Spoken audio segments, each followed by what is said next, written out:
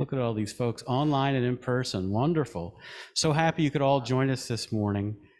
And before I introduce this morning's speaker, you know, these events that we have coming up, November 12th and 13th, aside from being a really good time, and Jem's doing a lot of work to get them going, they really help the center. We depend on your financial support to put on things like Sunday morning Zen and Commit to Sit. And so we'd sincerely appreciate it if while you're thinking about it, you go in there and get your tickets and reserve those dates, in part because we're selfishly looking forward to seeing you at those events. They're always a good time, but also because it's very important for the continued sustenance of our Zen Center. So hope you'll buy your tickets today. This morning's speaker is Kelly Junmei Good. She's been a member of ZLMC since 2015. She took Jukai earlier this year. She's active in the Sangha community as a steward of the Knitting Circle and the Women's Circle, and is also serving on the center's board of directors. She does a lot of volunteer work as well. She's one of the people behind the scenes that makes this show possible. So she recently completed Zen Life teacher training, and she'll be teaching her mindfulness classes this upcoming year. She has a master's in both developmental psychology and business administration, and she's also going through a Master of Education program to teach middle school science to Chicago Public Schools as well. I'm sorry, you've completed that program. Yeah. Currently, Kelly is a project management consultant for complex projects at Healthcare Service Corporation, and she lives in Oak Park with her husband and 2 children. And of particular interest to Kelly is how Zen contemplative practices intersect with psychology. And this morning she'll be talking about a psychological edge states from Roshi Joan Halifax's book, Standing at the Edge. So I give you this morning, Kelly Junmei Good, talking about the drink of impermanence. Thank you, everyone. Thank you so much for giving me this space to speak here today. Can everybody hear me okay online? Good. I'm very grateful for this opportunity. So first of all, thank you everyone for being here and listening and sharing with me this morning. I think, like Michael's introduction, doesn't need for me to do it again, but for those of you who haven't met me before or are new faces here, my name is Kelly Junmei Good, and I am a student here. So this morning I'm going to be talking about a book from Roshi Joan Halifax. For those of you who may not be familiar with her, she is a Buddhist priest, an anthropologist, a social activist, an abbot and founder of the Upaya Zen Center in New Mexico, and author of several books, including the one I'm talking about today. So this book is entitled Standing at the Edge, Finding Freedom Where Fear and Courage Meets. And this is a book from 2018, so almost 3 years ago now. So some of you may have had the chance to read it. I have found this book really helpful in directing parts of my practice, and I wanted to share this with you this morning. So in Zen, we can talk about 2 wisdoms. We have a relative and absolute, and this book helps focus on the relative wisdom, or how we live our everyday lives. Relative wisdom is seeing that interconnectedness of all beings, the truth of impermanence, the causes of suffering and the way to freedom, and living that imperative to free all others from suffering. Absolute or ultimate wisdom then comes from our direct experience that we live in our everyday lives, and then how we let go of it, of our views of so-called reality. When we move away from our views or conceptions, we experience the world as it really is, and how it emerges right now. This book is focused on dealings in the relative world where we all can play and interact in the world with others and allow the space to cultivate and deepen our practice. This is really a pretty dense book packed with lots of Roshi Halifax's accumulated wisdoms and life experiences. She's such an inspiring social activist, and that really comes through in the book. I like how dense it is because I think it creates a lot of opportunities for reflection and discussion. So as we move through this kind of global overview that I'm going to walk us through this morning, please feel free to jump in and add your own thoughts or questions, and we can take this wherever it goes this morning. and I will try to remember to pause to allow for it. So as I said, I'm going to try to break down this book into an overview of how I see how Roshi Halifax laid out this book, and also tying into that, what I've been learning as a new teacher in training for beginning mindfulness meditation that I just completed here at the Zen Center. So Michael, I don't know if you can hear me out there. There you go. I have a slide here to kind of give you a visual if you'd like to take a look. In our Zen Life teacher training and in our foundation series, we talk about what we call the river of life. And this is an analogy for mental wellness as we move along in life down the river. So I see a connection with how Roshi Halifax discusses these psychological edge states in the book that I'm going to get to, and how we talk about the river of life or the river of integration in our foundation series. Using the river of life, we talk about being balanced and integrated, which means that we have optimal or right amounts of motivation and intention, attention, insight, and connection. When we have all of that, we experience wellness and we flow down the river of life and we move at a comfortable pace. And when we bump into either bank, it is soft, not very traumatic, and we recover well and move on. When we go out of integration, it happens in two ways: by crashing into one of or two of the banks of the river, or even banging back and forth. We can think of one side of the river as the ice side, where when we bump into it, we contract or shrink away from our life or fall into a state of depression. And the other side is the fire side, where we can get angry, we exaggerate, we can get drunk, go into chaos or drama. Running into either side of the river is going out of balance. And wellness is movement when we are integrated and flowing down the river. And when we are out of integration, we are stuck at the banks there and we're not moving. When we get triggered, we have a small window of tolerance for certain situations. Our river is running fast and we hit the banks hard. Our river can get wider though, cultivated through practice and meditation, and the water slows down and you don't get stuck when you bump into the banks. This is resilience, which is a wonderful side effect to our meditation practice. So another analogy that I find similar to the river of life is what Roshi was talking about in her book as she describes her psychological edge states. So this is sort of an imaginative way to envision our internal mental landscape, so to speak. These mental states are like ecosystems. They're part of the natural larger environment of our character, and each psychological state has its own cliff edge. These edges are where opposites meet, like where suffering meets freedom and where fear meets courage. The edge is like a cliff face, a place where we gain a magnificent vista view that takes in so much of the world than we usually get to see. But then it is also a place where we have to keep great focused awareness to try and prevent us from slipping or falling into less welcoming landscapes. These territories are altruism, empathy, respect, integrity, and engagement. These are all important states that, when engaged in a balanced way, they create the correct environment for compassion to arise, and they're most necessary for strength of character. These edge states, as Roshi Joan Halifax imagines it, includes a walking path made up of our growth edge, where we also can find balance or a middle way within that psychological territory, so we can keep our footing as we walk along. So it's kind of my overview of combining these two sorts of analogies that I'm going to be working with today. Is there any questions or comments? Do we think we're following along? Okay. So I'm going to start now by going through these edge states with a little more detail, and then discussing the practices that Joan Halifax recommends in her book for cultivating those states. So first we have altruism.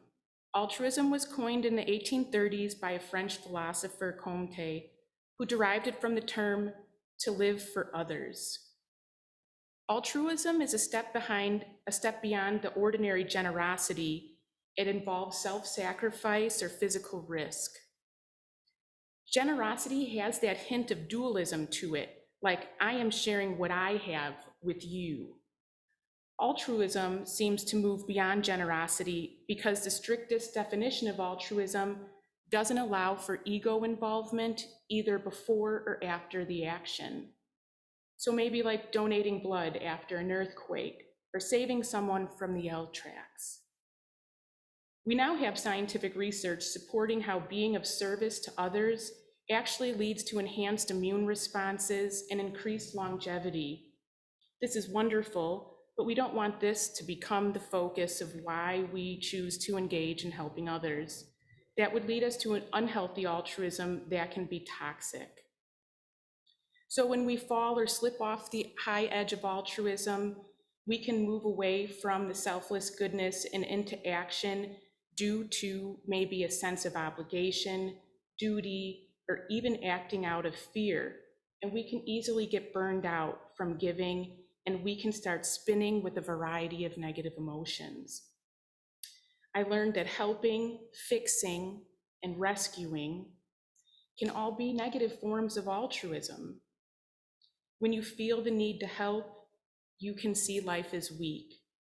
When you fix, you see life as broken, but when you serve, you see life as whole. I think this really bleeds into parenting for me. When my children were really little, there's a lot of helping we need to do as parents, but then when they grow, we need to help less or help in different ways. I need to pause to recognize when I might be slipping off the edge into small self and ask myself, instead of trying to help or fix something, ask myself, what would really serve right now? And sometimes the answer is bearing witness and watching with compassion as my child develops a new skill or works out a best next step. In the book Spiritual Materialism by Trungpa Rinpoche, he speaks to how important motivation really is for our actions when it comes to altruism. We need to be careful not to pile up spiritual credentials or engage in acts appearing altruistic in order to enhance our own spiritual identity. People can also be biased toward acting altruistic when it doesn't serve, like bailing out a family member again when they get tied up, or getting pulled into like self-righteous roles of rescuing or seeking social approval for our attempts to care for someone. So for me, this topic of altruism brings up questions when I pause before I act, like, when does bearing witness verge on being a bystander? When compassionate action is called for, how do we keep from helping and fixing all the time?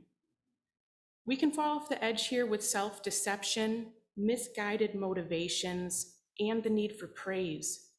So this psychological edge state of altruism needs a healthy dose of not knowing, hopefully supported by compassion, wisdom, and love.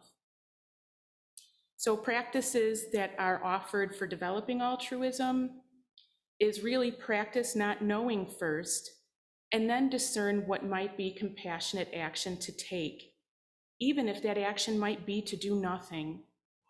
Not knowing is deep intimacy.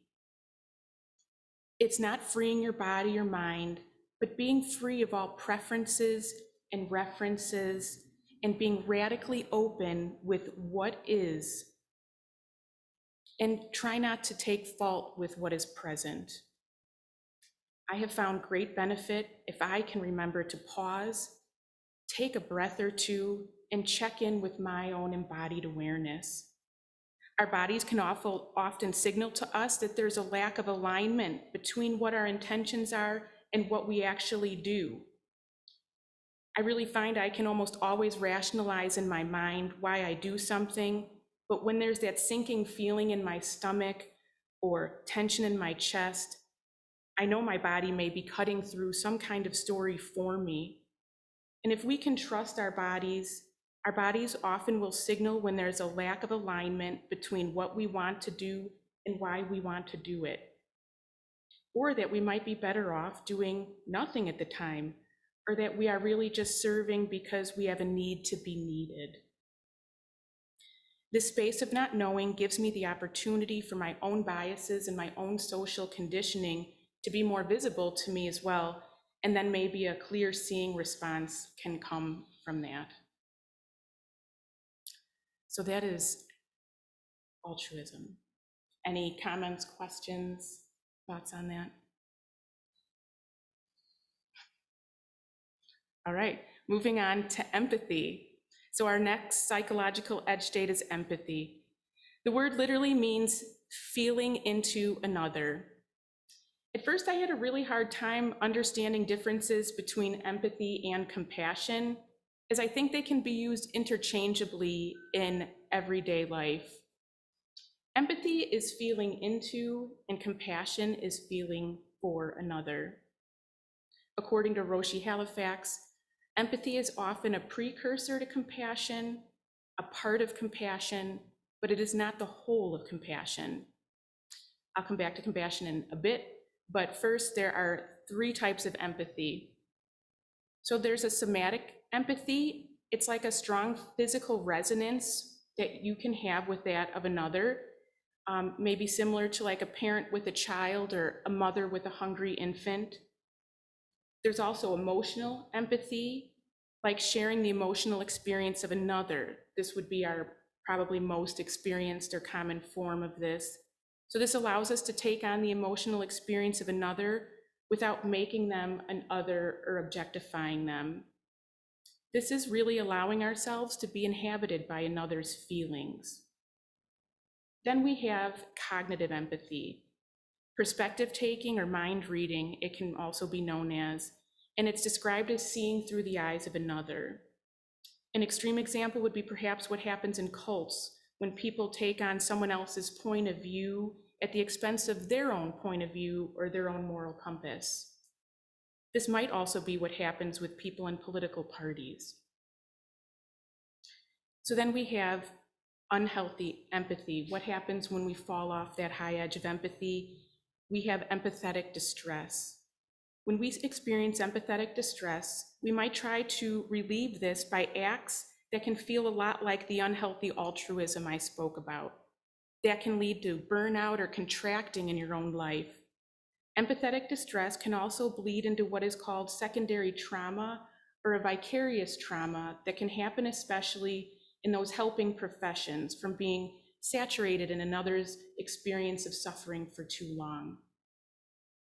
The best practice for developing empathy that was focused on in the book is just focusing on our breath, like we do when we sit zazen. So studies have found that when we just engage in the simple act of tuning into our breath and our heart rate, several areas in the brain light up that is associated with empathy and can actually make us be more empathetic. Deep listening is another great way to practice developing empathy, like we do in our nonviolent communication circles and workshops. Listening for another person's needs or how they're asking for a please is very helpful. I found for myself that this can be challenging, especially with people I've known for longer periods of time, surprisingly.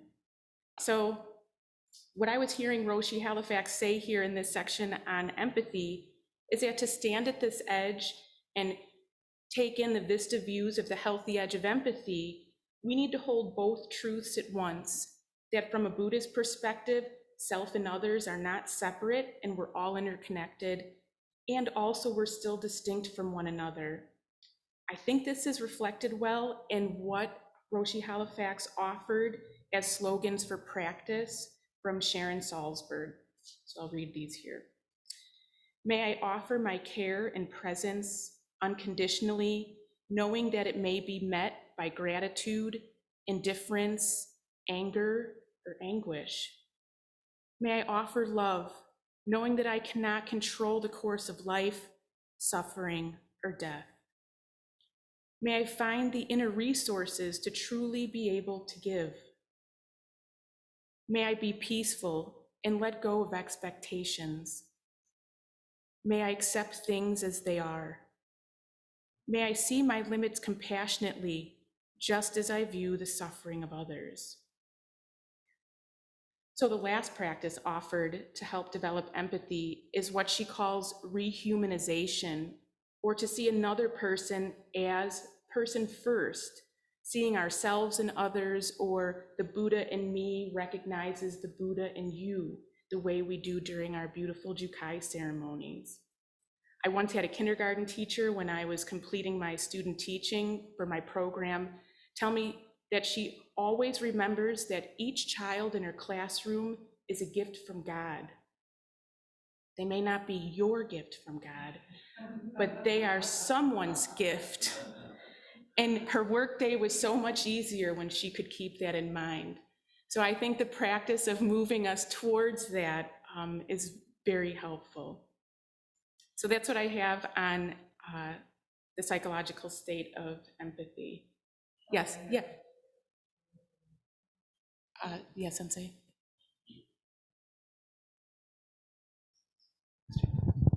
I really appreciate being reminded of some of those slogans. Yeah, they're beautiful. Because empathy for me, it's so easy to go off balance and over-identify with the other individual. I mean, that would be going over the edge, right? Right. As Roshi Halifax thinks of this. But it's so easy. And what happens is that it's easier at that point to simply shut down rather than to try to stay in connection with someone. And then when you've shut down, I shouldn't say you, I can then try to still be empathetic, but now I've got this wall I've put up between me and the other person because I can't handle, I can't handle I've over-identified. But those slogans of Sharon Salzberg's that you read are just so grounding. Yeah. Because they help me feel like I'm doing something. Right. Because that doing nothing is really, right, trying to bear witness and be there when we feel that we don't have another compassionate act that arises in us to initiate. And these slogans, like, my mom was in the hospital for a number of weeks in the ICU, and these were so helpful to me. Like, I don't have control over suffering or death, but I can still be open to what's happening in front of me. I don't have to turn away from it. Yeah. So I just wanted to make that comment. That's really great to be reminded of those. I'm going to pull the book out again. Right. Thanks. And I think that might have been from, she has it in the book too, but this is Sharon Salzberg. I don't know if it was from Radical Acceptance or which of hers, but yeah, they're really great. Anything comments online or anyone else? I'm so grateful for your talk. Of course, we talked about this. I'm a huge fan of this book and of Joan's. And to take from the last comment, I notice when I'm doing the work that I do, that what I notice and I like how Joan calls it pathological altruism. That really gets my attention. I don't want to be pathological. So for me, what I notice is when I'm getting ready to go over an edge state, I cut off from myself before I cut off from the other person. I mean, we're one, so it's the same, but I notice a disconnect with myself first. And the disconnect is becomes judgments of, which is, compassion coming out sideways, but of the other. Why aren't you getting helped? I'm helping you. Why isn't now you're just, and then I'm not enough. I'm doing it wrong. And for me, instead of wanting to do something, I find that I need to start with being and not something, just being. And boy, that's helpful. So, gosh, keep going. I'm eating it all up. Thank you. Thank you. Yeah, Kelly, let me just jump in, add on to that. Hi, by the way, you're out of focus. She can put her back in focus. And my glasses are on, so I know. Better, thank you. So what Barb was just talking about, I was thinking as you were talking about both altruism and empathy about how we can get stuck in the drama or triangle or the Cartman triangle where we want to help somebody so badly. We want to be a rescuer, Yeah, but then we turn into a persecutor. I touch on that. Or the victim, you know, and this becomes a terrible triangle of well, we think we're really helping. We think it's necessity, but it isn't, of course. And I like Barb. I love how you're getting into this. We could, from my point of view, we just stay on altruism and pathological empathy. I mean, pathological altruism all day. Thank you. This is great. Yeah, thank you for that, Mark. Right. The helping and fixing is, oh, there's Robin too. Go ahead, Robin. I just wanted to say that for me, recently I had an experience with a client where I was trying to help and he was really pushing back. And my tendency when I feel thwarted in my wish to be helpful is to be more forceful.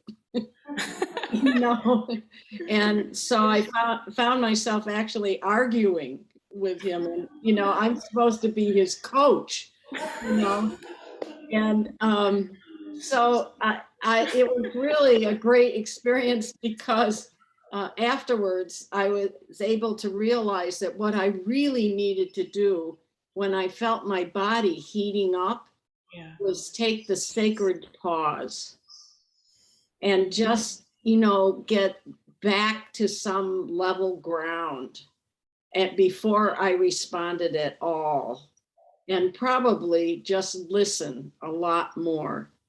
So I love her book and I so appreciate your sharing this and making it alive for us this morning. Thank you. Well, thank you, Robin. I appreciate your thoughts on that. That is so beautiful to just take that sacred pause and get grounded and get your sure footing back before you continue. We've all been there.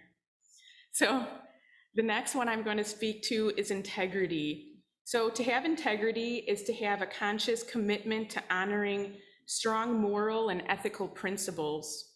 Moral principles are those around dignity, honor, respect, and care. Our values are reflected in our character and are what affirm or destroy our integrity. Roshi Halifax sees integrity as the edge state that is the most fragile edge than the other four. And I think what she means by this is that more so than the others, it often takes a tumble over the edge of integrity into moral suffering to reveal integrity or clarify our values within our own selves. Living by vow is really stressed here as being a critical part of living a life of integrity. And I like the part of integrity where Roshi Halifax talks about special vows that can transform selfishness, like when we chant the verse of atonement. It is a way that we can reflect on and not separate ourselves from the harm we cause ourselves and others. This is important not to separate from the truth and the whole of our lives. So unhealthy integrity is moral suffering, moral outrage, and even moral apathy. The moral suffering is another toxic way to experience situations of injustice or systemic violence. We can also feel moral distress and outrage by overemphasizing or over-empathizing with others, like Chris was saying. I think we see a lot of this on social media. So unfortunately, social media can be an easy platform for getting carried away with that moral outrage. So I won't speak too much to that, but the practices to develop integrity are really what we do here as a Sangha together. We follow our Buddhist precepts, we live by our Bodhisattva vow, and we practice gratefulness. I think this was really interesting that Roshi Halifax called it a vow to practice gratefulness. Gratefulness does not necessarily depend on our life circumstances, and more is a state of heart or mind that is open and not weighted down by wishing that things were just different. The Buddha speaks of no integrity as someone who is ungrateful or unthankful. Meditation also nourishes integrity and our sense of gratitude. Meditation can enhance our ability to see moral dilemmas and issues with others with greater clarity. And then we can open to the realization that we are not separate from each other, and we have a wish for well-being for all sentient beings. Also, it is mentioned that a mindset of poverty can prevent ourselves from giving or receiving gratitude, so that when we're caught in a mindset of poverty, we focus on what we are lacking, and the very practice or way to move out of that state is actually practicing gratitude. So that is integrity. Okay, moving on to respect. This fourth edge state is, the definition is given as an attitude of consideration or high regard is respect. The Latin root for respect means to look back and to consider. I think of this like when you pause to take in a beautiful piece of art, that moment you have is just respect. And so by contrast, disrespect means to look down upon and not consider deeply. Respect causes us, like I said, to pause and consider more deeply. And it is a very important ingredient in relationships of every kind. If respect is damaged and not restored, the whole of that partnership is at risk. From this perspective, when we respect a person or principle, it becomes more of a verb or a process than just a noun. Respect can be considered an offspring of integrity and empathy. And another interesting point on respect is that when we recognize that we are all interconnected, then the respect for others is also a reflection of respect for ourselves. So unhealthy respect, or falling off the edge into toxic respect, would be obviously disrespect and bullying. And that includes situations of maybe horizontal or vertical violence or bullying, which I know can happen in corporate settings or institutions. And then internalized oppression that can come from systemic racism and various forms of hierarchical abuse. So for practices to develop respect, Roshi Halifax actually recommends what Mark had mentioned about Stephen Cartman's drama triangle, which is a social model used to analyze and interpersonal dynamics around disrespect, fear, and disempowerment. So this is a big psychological piece, and I won't dig too far into it, but as Mark was saying, we have like a persecutor, a triangle, a persecutor, a victim, and a rescuer. And Roshi Halifax thinks it's very important that they train all of their chaplains in this to understand that the underpinnings of this is the connection between personal responsibility and power. So when it comes to respect, people can often get caught up in particular roles in this triangle and suffer from it. And to break the dynamic, it helps to look from a wider point of view. I think here's another place where nonviolent communication circle could come in and can be very helpful. So to step out of the drama triangle, Roshi Halifax gives guidelines, I think 6 of them here, to consider when in difficult relationship patterns around respect. Be mindful of situations or ideas that trigger us and stay grounded.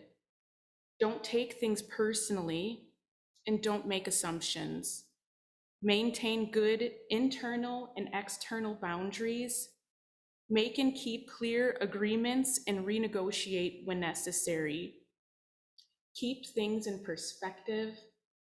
And then finally, work with the various qualities that's needed of vulnerability, accountability, self-responsibility, trust, connectedness, and fearlessness.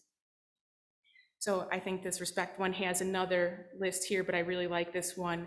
Roshi Halifax also talks here in respect about the 5 gatekeepers of speech. So I wrote this down during the pandemic, these 5, and I feel like it was really a great practice. So I'll share this. It was a great practice for me, so I'll share this with you. So when you're speaking, if you can have these at hand and then take a look at what you're saying to someone else and say, if one, is it true?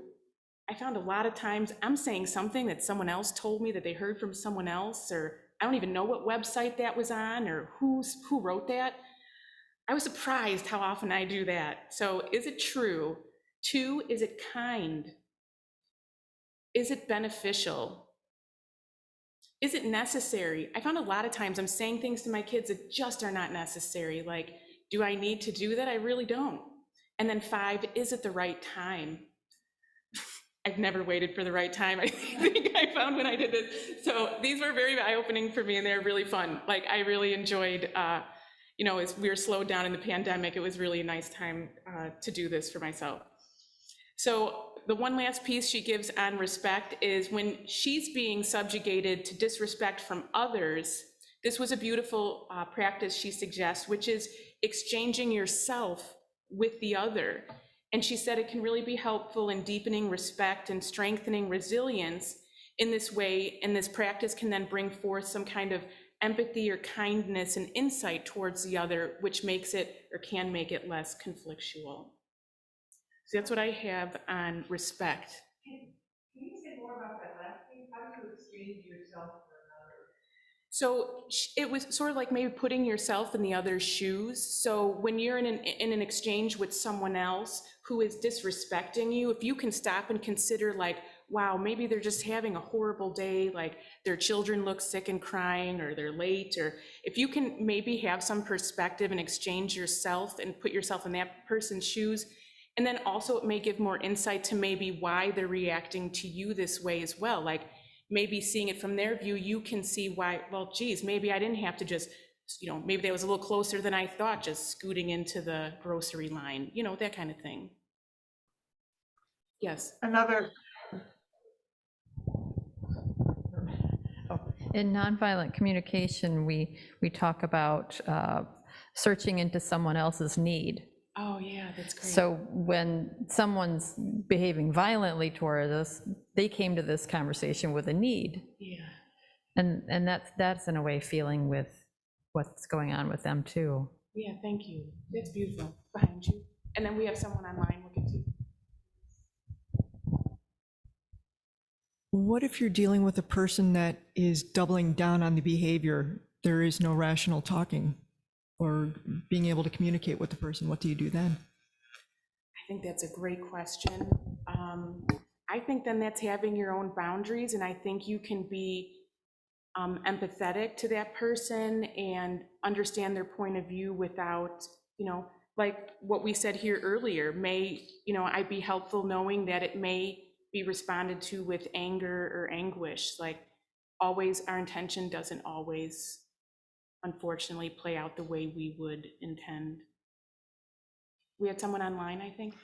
yep. So in line with the nonviolent communication, a question that's helpful for me to ask is, what would have to be alive in me to be behaving the way this person is behaving? What would have to happen to me or have happened to me for them to behave like that?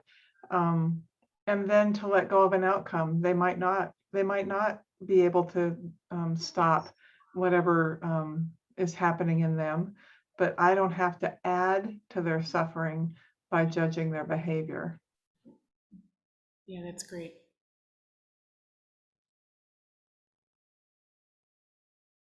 Okay, so now on to the last psychological edge, which is the state of engagement.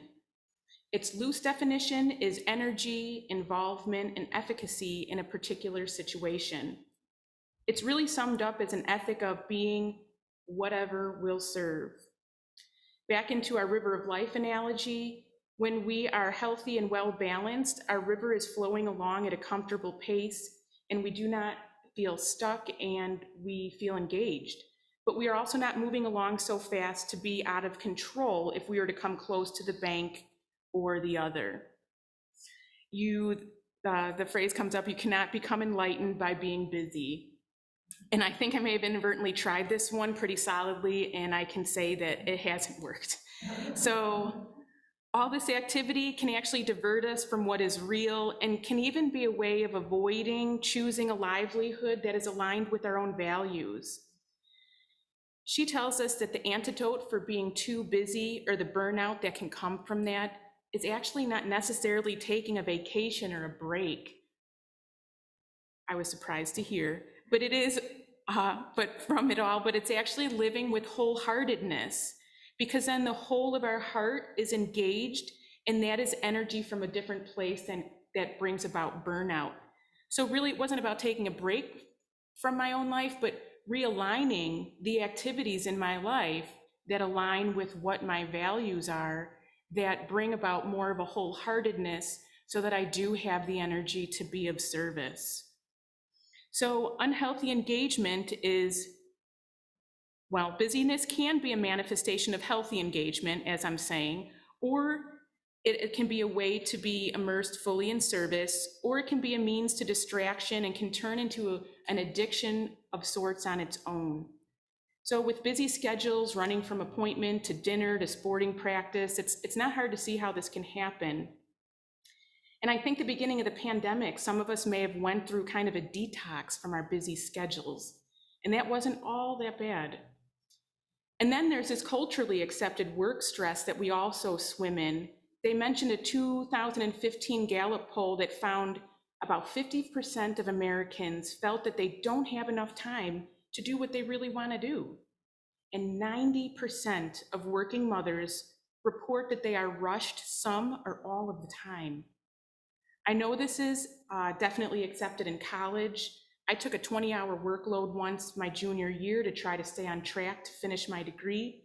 And I was really worried I wouldn't have time to spend with friends or family, and I'd be left out. But I realized there were tons of people living this lifestyle. I had plenty of people to jump in with, pulling all-nighters, studying for exams, writing papers, juggling work with a very demanding class schedule. And this is what Roshi Halifax calls aggressive haste, and says it's kind of a cultural poison. She goes on to explain that this kind of unhealthy busyness has a whiff of anxiety to it. We feel pressured for time, and this time scarcity puts us in a chronic state of hurry that actually makes us less efficient with our time. And burnout from this type of engagement can be like exhaustion, cynicism, and inefficacy all rolled into one. So, practices to develop engagement, we need to, or at least I need to, remember I'm a human being and not a human doing. We must also remember that part of engagement is giving ourselves time to stop and rest, not just because we need time to grieve or heal, but because being aimless is a natural part of life, and many of us have forgotten how to be without a goal and just let go and wander. But maybe wasting time is just what we need, because we are not really wasting time, but being time. When I took the foundations course from Roshi here, one of our homework exercises was just to sit on the couch and do nothing, not even meditate, just sit there. And I think that made a pretty obvious contrast to what my life was like at the time. It was eye-opening. I really hadn't experienced that kind of feeling since the last time my ma had just sent me to go outside, and I would just be standing in the backyard as a child, you know, like, what am I doing? But I think the book may do a better job of pointing to engagement a little better. So I'm just going to read a little excerpt here from Engagement, Standing at the Edge. So she speaks of the late Zen teacher Katagiri Roshi wrote in Each Moment is the Universe. And she writes, "We tend to see practice in terms of time, as if we are climbing a ladder step by step. This is not the Buddhist idea of practice. When you climb a ladder, you do so with your eye on the future. With this approach to practice, there is no peace, no spiritual security, only a hope for the future. Refined action is not like this. From the start, it lies in peace and harmony." Katagiri Roshi explains that Zen Master Dogen used a particular term related to the concept of sanctuary. Sanctuary here means the universe, Roshi continues. Wherever you may be, your life is sustained and supported by the whole universe. The main purpose of human life is to maintain this sanctuary. It is not to climb a ladder to develop your own personal life. Katagiri Roshi is describing the unity of heart, mind, body, the world, in this moment as a sanctuary a place of no resistance, a place of refuge. And this is why we practice, so we can actualize awakening inside the life we have. So that is engagement. I love that quote. I know, we're just sitting in it. Yeah, if there's any questions or comments, go ahead. Do we have a microphone here? It may be a backtracking question, but I feel like I've always struggled with the concept of boundaries. I feel like I'm really bad at setting them. And part of the reason is I feel like every time I hear the word boundaries, it's just like kind of taken on an identity of its own. And by that, I mean, it's like, I have this problem and someone's like, well, you have to set boundaries. But there's never an explanation of what boundaries is. It's just like, oh, boundaries. Okay. So I feel like when I do set boundaries, it's always because in the moment, I feel like I have this like false sense of courage, because it usually happens when I'm angry. I'm like, I'm going to set a boundary. And then it feels like, in reflecting, it feels like it was more of a punishment to the person that I was setting a boundary with than an actual boundary. So what does compassionate boundaries look like? And also, how can you tell if what you're doing is like more of a punishment or like a compassionate for not just yourself, but also for the other person, you know? That's a great question. Like, I think here, unless someone else has something to like jump in with that, I'm going to talk about compassion right now. Oh, good. So I can go through the piece that these 5 states, being whole and well in these 5 states, brings about compassion. And let's see if maybe you have an answer when we finish here, or, you know, we can definitely open it for conversation. Anyone else online? I don't know if there was a hand or not. Okay. Compassion at the edge. So now we're here at compassion, where we've had a high-level overview where we've dipped into the 5 psychological edge states. We can appreciate now how, being at the high edge, they bring about the right environment for compassion to arise in our lives. I think a quote from Thich Nhat Hanh describes this well. So when we look at a flower, we can see non-flower elements that came together to help that flower manifest: sunlight, rain, soil. And you remove one of those, you no longer have a flower. For compassion to arise, we need attention, pro-social feelings, selfless intention, insight, and embodiment that are the key non-compassion elements. And these come from standing at that high edge of altruism, empathy, integrity, respect, and engagement. And they create then the right environment for compassion to arise. So compassion is defined as a feeling of genuine concern about the suffering of another and desiring to improve that one's welfare. Literally, it means to suffer together. Compassion helps us meet our own suffering and that of others with an appropriate response. And research has found that compassion enhances the welfare of those who receive it, the welfare of those who offer compassion, and even those who witness it. And I think that's just beautiful. It has been found to reduce, oh boy, they've done the studies, inflammation, supporting immune function, speeding recovery from illness, leading to increased longevity. They've done now meta-analyses of like numerous studies. And the list goes on and on. It's like improved glucose control, decreased surgical recovery times. And I know that's not, nor should it be, the focus of why we live with compassion, but it does show how it's an important piece for us as humans. Roshi Halifax quoted the Dalai Lama from a conference she heard him speak at, where he said, compassion is not religious business. It is human business. It is not a luxury. It is essential for human survival.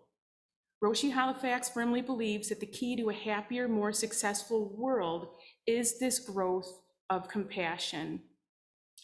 And because I didn't know that these existed, I will share with you that there are 3 types of compassion. There is this referential compassion, and this is most familiar to us, where we direct our compassion towards people in our group or community, or people who are like us, family, siblings, parents, or maybe even people who have suffered in similar ways that we have experienced. Then there's insight-based compassion, and this compassion is more conceptual, like the idea of suffering, like helping someone who's suffering is the right thing to do, or understanding the truth of impermanence at an intellectual level. Then we have a non-referential compassion.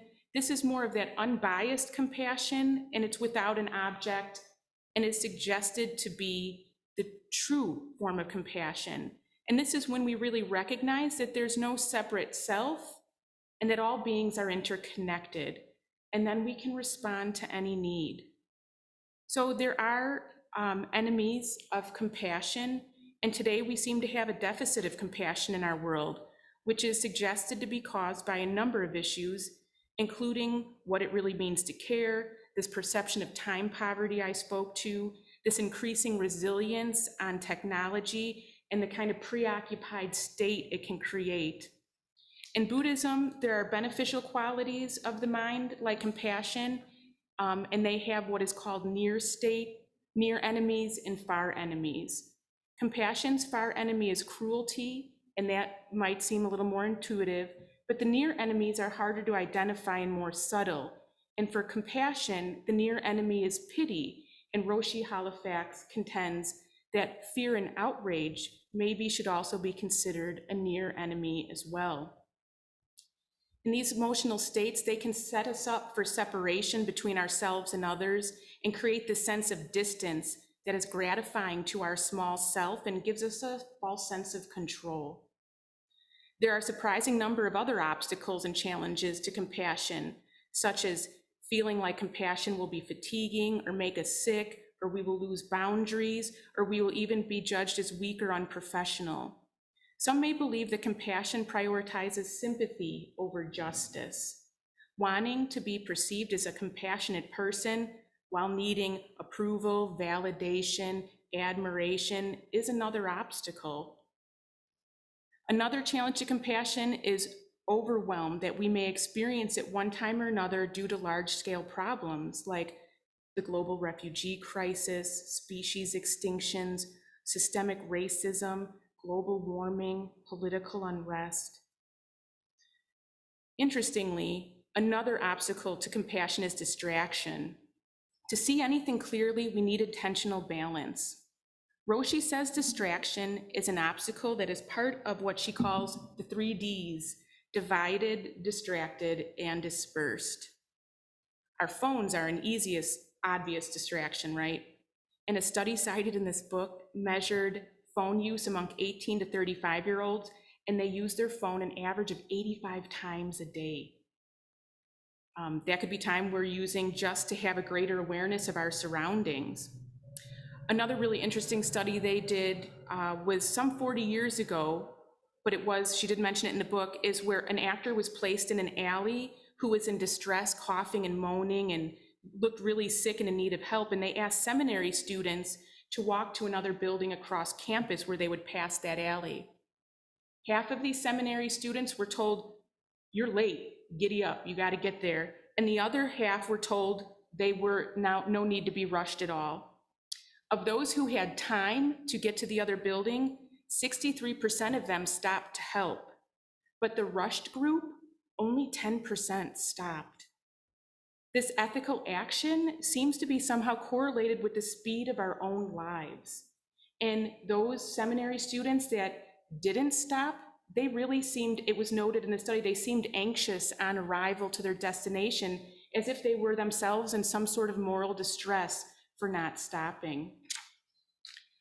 So Roshi Halifax suggests for compassion, along with these other practices from the 5 edge states, she practices sitting with the phrases that reflect these 6 perfections for bringing about compassion.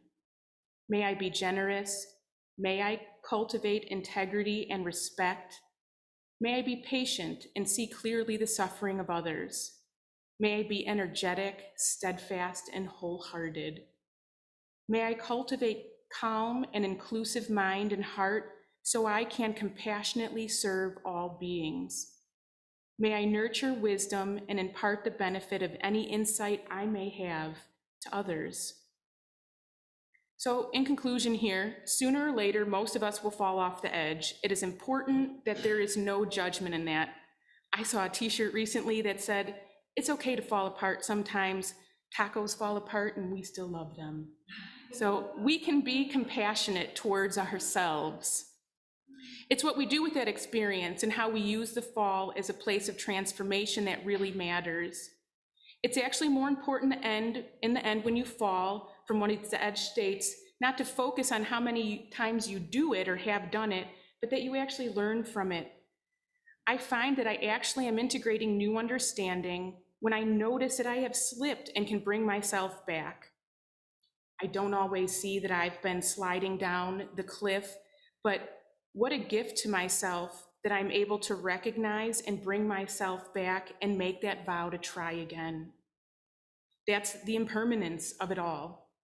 This moment I fell, this moment I'm taking in the beautiful panoramic view of my life. In the end, it doesn't matter if we are experiencing the anguish and pain of others or our own difficulties, but to meet it head on and learn from it and cultivate the beautiful vista view that is available to all of us at the edge of the cliff. How can we stand at the cliff's edge between suffering and freedom and remain informed by both worlds? So with that question, I will wrap it up, but I do want to end with a poem from the book that is so beautiful. I don't know if Michael out there can hear me. I did put it on a slide, thank you. It's from Izumi Shikibu, a 10th century Japanese poet, and it reads, although the wind blows terribly here, the moonlight also leaks between the roof planks of this ruined house. Thank you.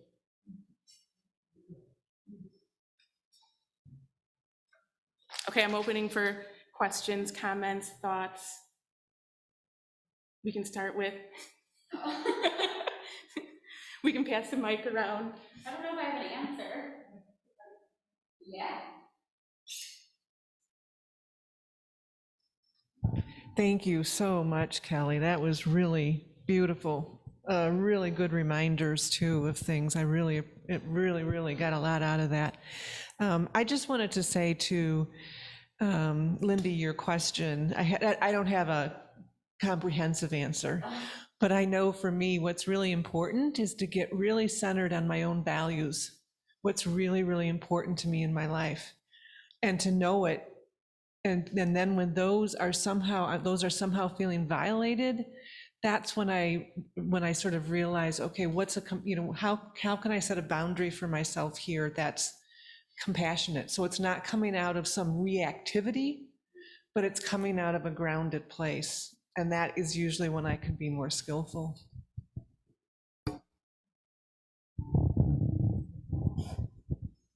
It's not out. We have to click it in. We got it. I also affirm too, when I'm saying no to someone, I'm saying yes to me.